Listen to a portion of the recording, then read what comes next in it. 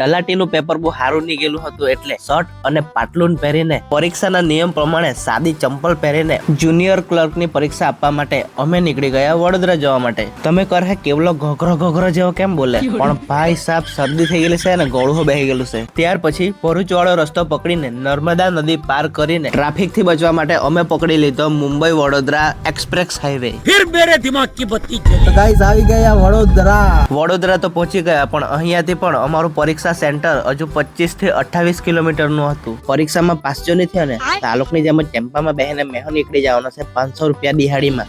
ત્યાર પછી ફાઇનલી અમને અમારું પરીક્ષાનું સેન્ટર મળી ગયું. પરીક્ષાનો સમય હજુ વાર હતો ને લાગેલી હતી બરાબર ભૂખ, એટલે ત્યાં જઈને વડોદરાનું ફેમસ સેવ ઉસળ ખાઈ નાખ્યું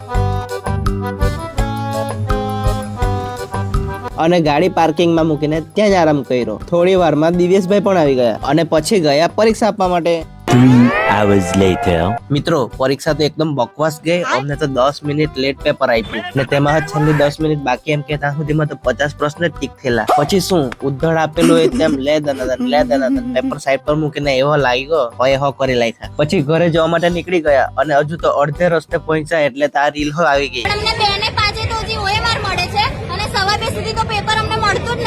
રીલ જોઈને તો મગજ બગડી ગયું ને એક તો અમારા હાથે આવું જ થયેલું હતું. તો બહુ કિલોમીટર આગળ સેન્ટર આપે ને પછી આવું કરે.